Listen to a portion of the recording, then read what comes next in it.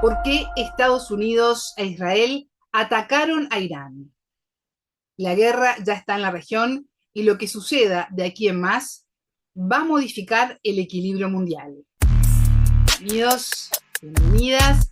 Esto es Enfoque con Alejandra Patrone, donde analizamos los principales hechos de la política internacional con especialistas y protagonistas. Hoy, junto al doctor y licenciado en Relaciones Internacionales, Paulo Botta, director de la Oficina de Trend Research and Advisory en América Latina, con quien vamos a profundizar en este tema para entender qué está pasando y cuáles pueden ser los próximos escenarios en esta guerra que ya se extendió al Líbano con la participación de Hezbollah. Los bombardeos de Estados Unidos e Israel contra Irán, la respuesta de Teherán lanzando misiles que impactaron en distintos países de la región, la muerte del líder supremo iraní Ali Khamenei, el nombramiento de su hijo Mojtaba Khamenei como sucesor y el cierre del estrecho de Hormuz, una ruta vital por la que circula cerca del 20% del petróleo mundial, son algunos de los hechos que han ocurrido a partir del comienzo de esta guerra el pasado 28 de febrero. ¿Qué está pasando realmente en Medio Oriente? Hacemos el contacto con Córdoba, Argentina. Allí se encuentra nuestro entrevistado. Enfoque. Una mirada profunda y decolonial a los hechos más importantes de nuestra historia. Paulo, ¿cómo estás? Bienvenido a Enfoque. Es un gusto recibirte. Hola, ¿cómo están? Muchísimas gracias por la invitación. Gracias a ti. El pasado 28 de febrero asistimos a una serie de bombardeos por parte de Estados Unidos a Israel, a ciudades de Irán, que respondió luego lanzando misiles y drones contra bases militares estadounidenses en Bahrein, Kuwait, Qatar, Arabia Saudita, entre otros. Pero Pablo, ¿qué primera lectura haces del inicio de esta guerra que se dio además en medio de negociaciones que venían sosteniendo Estados Unidos e Irán? Bueno, hay muchas cosas que podemos decir. En primer lugar, se da en un contexto de Medio Oriente muy específico, que es el mes de Ramadán, donde ya absolutamente todas las actividades sociales, políticas, económicas se ven trastocadas durante esos 30 días. Eso implica una modificación esencial que tiene la población en la región. En segundo lugar, que se trata de un conflicto que, contrariamente a lo que algunos podían pensar, rápidamente se internacionalizó. Entonces no se trata solamente de Estados Unidos o las bases de Estados Unidos en Medio Oriente, Israel e Irán, sino que tenemos por lo menos una docena de países en la región que se han visto afectados. Cuando digo afectados, no digo simplemente que puede ser un impacto económico, sino directamente que hay misiles que están cayendo. Tercer elemento que creo que es muy relevante es que si uno analiza la cantidad de misiles y la cantidad de drones que ha lanzado Irán, la enorme mayoría, y me refiero por lo menos yo diría entre un 80%, dependiendo los días y dependiendo si son misiles o drones, han caído sobre países árabes, particularmente sobre Emiratos Árabes Unidos, y no exclusivamente en lo que podríamos denominar las bases norteamericanas en Emiratos o en otros países de la región. Por lo tanto, es un conflicto, digamos, que tiene elementos novedosos por el momento en que se hace, por la rápida internacionalización y por, yo diría, los ataques gravísimos de Irán a la soberanía, a la infraestructura crítica, a la infraestructura de tipo civil de los países árabes, algo que nunca se había visto. En los ataques estadounidenses, en las primeras horas, ya resultó muerto el líder supremo iraní Ali Khamenei y otros altos mandos, ni que hablar el ataque a la escuela en donde fallecieron mayoritariamente niñas, vamos a hablar de eso más adelante, pero ¿cómo impactó ese asesinato en el país y en la estructura de Irán? Creo que ahí lo que hay que señalar claramente es que no fue una sorpresa. Khamenei tenía 86 años, sabía que era un blanco legítimo, por decirlo de alguna manera, en un eventual conflicto y ya se habían tomado absolutamente todos los recaudos para el día post-Khamenei. Por lo tanto, no es que se asesinó, se mató, se alcanzó al líder supremo y eso generó un impacto que no era esperado. Por el contrario, ¿no? Los planes de la sucesión de Khamenei hace, yo diría, por lo menos más de una década que están en la mesa de los decisores iraníes. Lo que hizo fue adelantarlos y en este sentido me parece que desde el punto de vista analítico lo más relevante es que en un artículo que escribíamos, yo escribí hace unos días, apenas comenzó la guerra, creo que gracias, se ha ido materializando y es, lo que vemos es que estamos yendo desde una república clerical hasta una república, yo diría, militar, lo que llamamos la pasdaranización de la política iraní. Los militares iraníes, los pasdarán, los guardias revolucionarios, cada vez tienen más importancia. Y la elección de Mojtaba Khamenei como líder supremo básicamente lo viene a mostrar.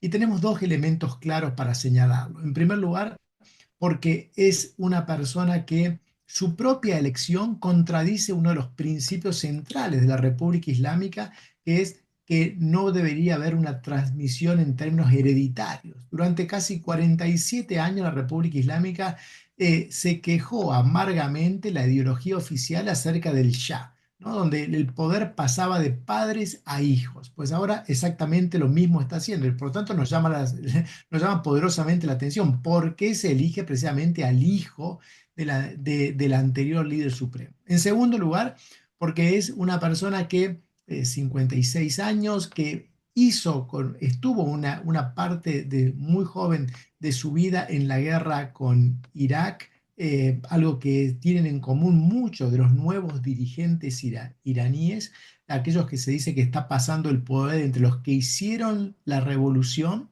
a los que hicieron la guerra, ¿no?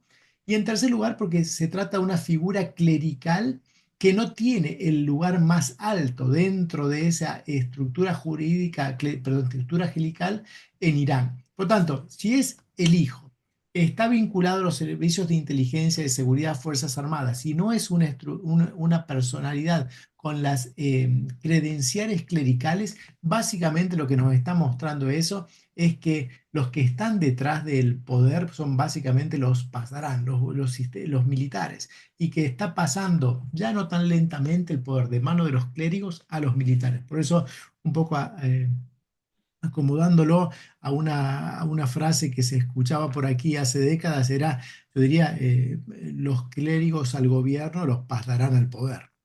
Tomando en cuenta lo que decís de esta elección principalmente militar, si esta guerra sigue escalando, ¿qué podemos esperar para Medio Oriente y para el resto del mundo? ¿Qué consecuencias habrá? Las primeras consecuencias son las más palpables, tienen que ver con las consecuencias de carácter económico y eso abarca varios aspectos.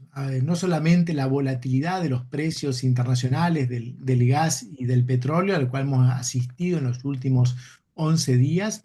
Eso implica que los países exportadores de gas y de petróleo no van a poder seguir enviando sus cargamentos y eso generaría disrupciones de alcance global dependiendo cuáles son obviamente sus clientes.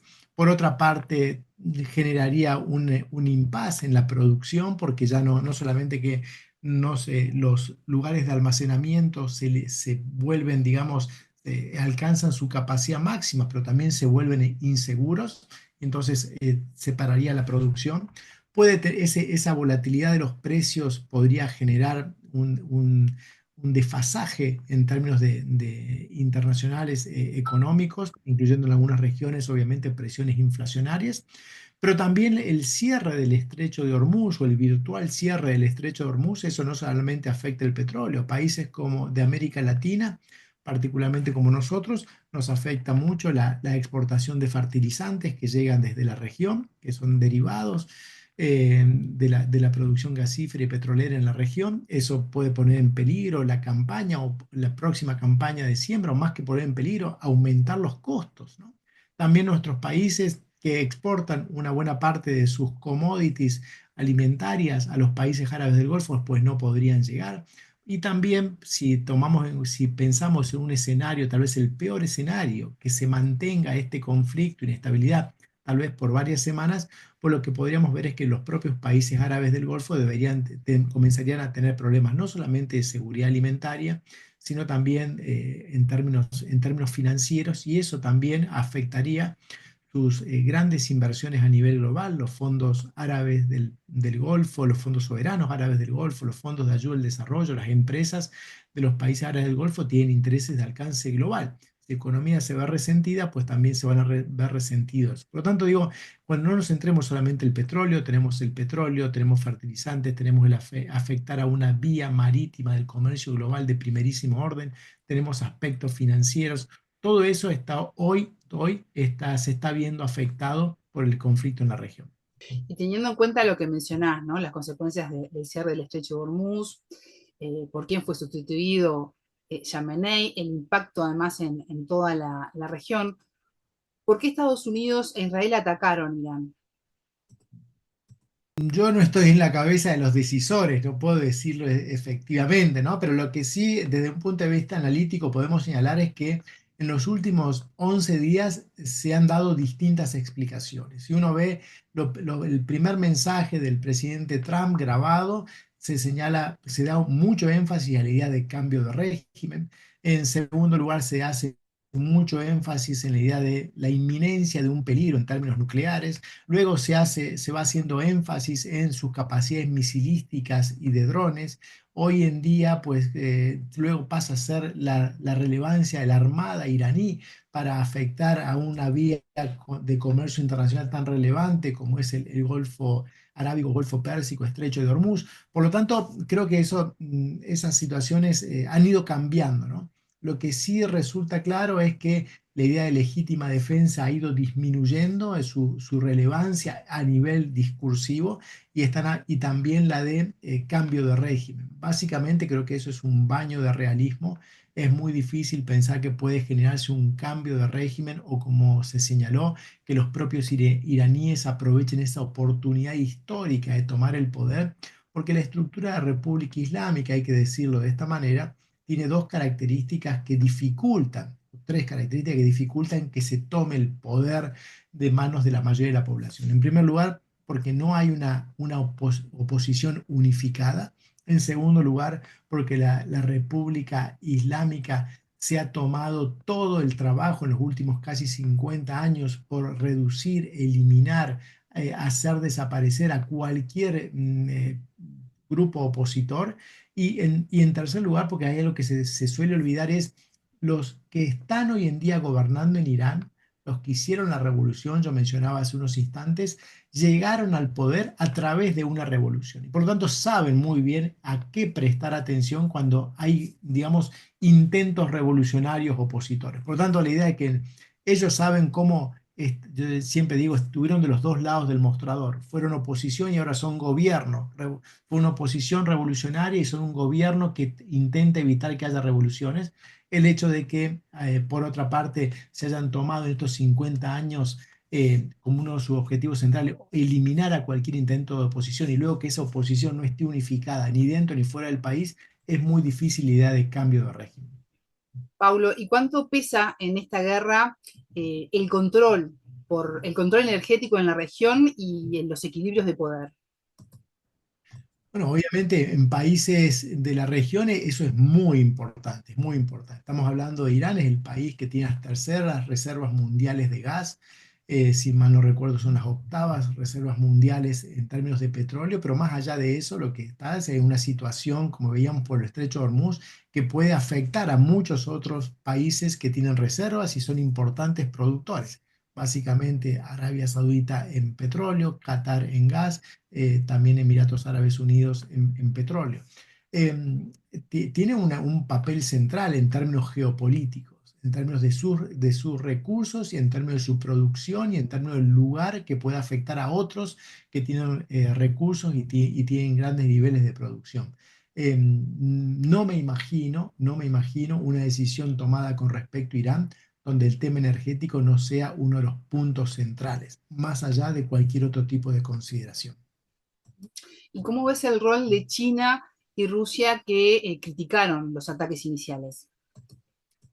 Bueno, China y Rusia tienen cada uno de estos dos países vínculos distintos con Irán, ¿no? En el caso de China es un país cuya una buena parte de su seguridad energética depende de Irán. A medida que Irán fue sufriendo sanciones internacionales por parte, vamos a decir, de Estados Unidos, países europeos y otros países del sistema internacional, la mayoría de su producción comenzó a ir hacia China. Hoy China e Irán están unidos por un cordón umbilical de tipo energético. Mientras que en el caso de Rusia, lo que vemos es que Rusia ha dependido de Irán en alguna tecnología de drones en la guerra que Rusia está manteniendo con Ucrania en los últimos tiempos. Es un vínculo más que energético, yo diría, en términos de seguridad. E incluso también ha tomado estados públicos la voluntad iraní de comprar armas rusas en los últimos tiempos, sobre todo para mejorar sus defensas antiaéreas y ahí sus capacidades aéreas, ¿no? Pero por otra parte, a pesar de esta relevancia que tiene Irán desde el punto de vista energético, desde el punto de vista militar para China y Rusia respectivamente, también hay que decir que en última instancia las grandes potencias difícilmente entren en un conflicto por Irán. E incluso me animaría a decir que hasta pueden verse beneficiadas en cierta manera, ¿no? Si Irán deja de ser un proveedor de hidrocarburos para China, posiblemente una buena parte o una porción de ese mercado, de ese nicho, pueda ser ocupado por Rusia. Y si la inestabilidad internacional aumenta los precios de los hidrocarburos, pues Rusia también se va a ver beneficiado. Y por otra parte, si Estados Unidos comienza, o mejor dicho, mantiene un conflicto de intensidad y extendido en el tiempo en Irán y eso socava en alguna medida alguna buena parte de sus capacidades militares, básicamente algunas de sus armas, y también afecta de manera doméstica, pues eso también le viene bastante bien a China, pensándolo en términos realistas, ¿no? Por lo tanto, creo que a pesar de la relevancia que puede tener Irán para Rusia y China, dos cosas. Hasta podrían en ciertos aspectos verse beneficiados y por otra parte, no me da la sensación de que ninguna de las dos potencias esté dispuesta a poner en peligro sus propios intereses por beneficiar o por apoyar a Irán. Han circulado informaciones de fake news, ¿no? Noticias falsas, ataques de falsa bandera.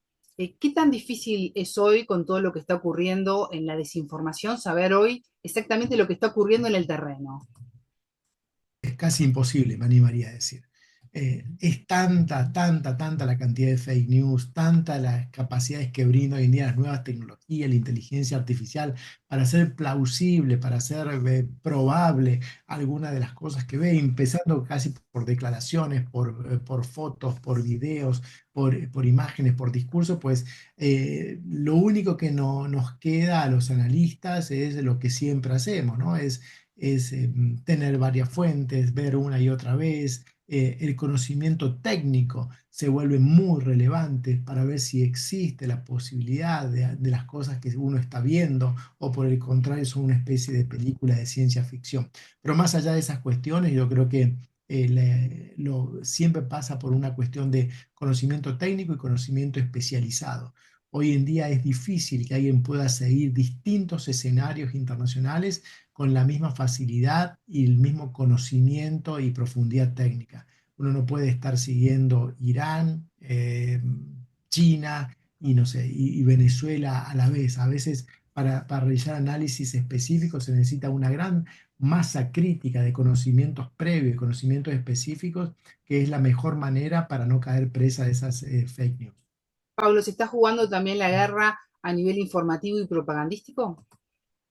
Por supuesto, todas las partes involucradas, absolutamente todas las partes involucradas, hacen uso intensivo de esas capacidades que tienen, ¿no? De demostrar que sus ataques son totalmente destructivos hasta que los ataques de los demás son absolutamente inofensivos. Hablar desde el punto de vista retórico y preconizar la virtual desaparición del enemigo en pocas horas, todas las partes lo utilizan es, yo diría, una munición aceptable en cualquier conflicto de la modernidad. Mencionaba al principio de la entrevista del ataque a esta escuela donde murieron la mayoría de niñas. Tú mencionabas al Ramadán, ¿no? La importancia del día y el momento en donde comenzaron esos primeros bombardeos. Trump tuvo claro cómo iniciar esta guerra, pero ¿sabrá ahora cómo terminarla? Bueno, The Economist acaba de publicar su edición semanal precisamente con esa etapa, ¿no? Una guerra sin estrategia. Eh, Creo que tiene mucho de razón esta publicación, ¿no? Es muy fácil iniciar conflictos, hemos dicho más que fácil, es relativamente simple iniciar el conflicto. Es muy difícil a veces salir de los mismos, esa famosa doctrina Powell, como se le llamaba en Estados Unidos, ¿no? Que para que Estados Unidos ingrese a un conflicto tenía que tener un objetivo político claro, tenía que tener una estrategia de salida clara, tenía que tener el apoyo de la población y parte de sus aliados. Pues nada de eso lo vemos hoy en día, ¿no? Y creo que tiene que ver también con el sistema decisorio norteamericano, donde en un sistema donde ya es fuertemente presidencialista, por definición, pero sobre todo en una administración donde el presidente Trump todavía aún más enfatiza esa idea de que es él el único que toma las decisiones, pues posiblemente también eso genere algún tipo de, desde el punto de vista analítico, dificultad para saber qué es lo que va a pasar, porque depende más de una persona que de instituciones que, que, que- que hablan entre sí. Y por otra parte, bueno, que este tipo de situaciones donde la falta o la falta de claridad de estrategias para iniciar y para salir del conflicto y para lo que recién vinculábamos, para demostrar claramente qué es lo que se quiere hacer, pues entonces se vuelven lamentablemente lugares comunes. ¿Se subestimó a Irán? ¿Perdón? ¿Se subestimó a Irán? Em, Creo que lamentablemente en muchos conflictos, y no solamente en esto, es un error analítico común. Creer que uno es el único que analiza, uno es el único que prevé, uno es el único que considera todas las opciones, y el otro es una especie de ente totalmente pasivo, ¿no? Em, para Irán no es una sorpresa lo que ha ocurrido. Y se me ocurre que posiblemente y probablemente los decisores iraníes hayan estado considerando muchísimas opciones en este tiempo, precisamente porque desde la guerra de los 12 días de junio del año pasado también aparecía como bastante factible la idea de un nuevo enfrentamiento en caso no solamente de que las negociaciones nucleares no llegaran a un buen puerto, sino que los otros puntos fueran incluidos, ¿no? Pues particularmente la capacidad misilística iraní y el apoyo de Irán a grupos insurgentes y grupos terroristas en la región. Por lo tanto, se me ocurre que no sé si subestimar a Irán, pero sí hay en los decisores de muchos países hay una especie de, muchas veces, de sobresimplificación de otras sociedades, de otras culturas, de otras historias, y en este sentido, no por falta de especialistas, por cierto, sino porque a veces los ámbitos decisorios se vuelven, yo diría, impermeables a sus propios analistas. Y entonces suceden este tipo de cosas donde las decisiones se toman más bien con un criterio a veces de política doméstica y urgencia, antes con un criterio estratégico realmente informado. Lamentablemente lo hemos visto, ¿no? Hoy comienzan a ser Estado público. La invasión de Afganistán a partir de octubre del 2001, los ataques comienzan en octubre del 2001, la de Irak en marzo del 2003, tuvieron muy poco apoyo de quienes realmente conocían el lugar, su gente, su historia, de qué implicaba, qué consecuencias podía tener, y distintas administraciones, distintos decisores muchas veces pasaron por alto todas esos análisis, ¿no? Y entonces, bueno, luego se tienen consecuencias muy lesivas, no solamente a tipo, en nivel humano, para todos los involucrados, para las sociedades que sufren el ataque, para las sociedades que ponen a sus hombres, sus soldados que mueren, también a nivel internacional, a nivel de estabilidad. Por lo tanto, creo que lamentablemente no es algo nuevo en el sistema internacional. Paulo, ya estamos en los últimos minutos de enfoque, pero me gustaría consultarte antes de despedirte, ¿qué señales deberíamos ver en los próximos días o en las próximas semanas de que esta guerra está por terminar? Si hay alguna esperanza en ese sentido de que se haga en el corto plazo. Creo que lo que deberíamos estar atentos es ver si aparece algún incentivo para los decisores iraníes de sentarse a negociar. Araghchi, el ministro de Relaciones Exteriores, ha dicho que no lo van a volver a hacer porque dos veces estaban sentados en la mesa de negociación y comenzaron los ataques, eso es. En primer lugar, algún incentivo para negociar o algún incentivo para sobrevivir por sobre el incentivo de continuar la lucha. Estoy hablando del caso de Irán, ¿no? Si, yo creo que si el régimen iraní ve que su continuidad está en peligro, pues va a dejar de lado esa retórica de resistencia hasta el último hombre, porque el objetivo central del régimen iraní es sobrevivir, no otro, ¿no? Y desde el lado de Estados Unidos me parece que tiene que ver también con una lógica de política doméstica. A medida que nos acercamos a elecciones de medio término y pueda generar algún tipo de impacto, empezando por lo económico, probablemente también Estados Unidos encuentre la posibilidad de salir de este conflicto. Lo más relevante, me parece, es que cada una de las partes querrá demostrar que o ha terminado con las capacidades militares del lado de Estados Unidos del régimen iraní o ha resistido a Estados Unidos del lado iraní, ¿no? De manera como lo presenten para su propia audiencia y para su proyección internacional también dependerá la salida. Por eso creo que tenemos que estar atentos a esos elementos. Paulo Bota, director de la Oficina de Trends, Research and Advisory en América Latina. Muchas gracias por estos minutos con Enfoque. Por favor, muchísimas gracias a ustedes. Seguimos en contacto. Estás escuchando Abya Yala Soberana. Somos la voz que resiste, la palabra que construye. Abya Yala Soberana. Desde los territorios sembrando conciencia.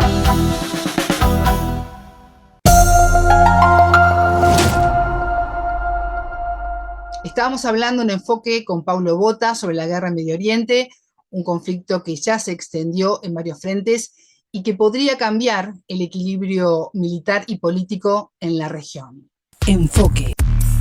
Es momento de despedirme. Si les interesa la política internacional y la geopolítica, suscríbanse a Enfoque y compartan este contenido para que más personas puedan acceder a este tipo de información.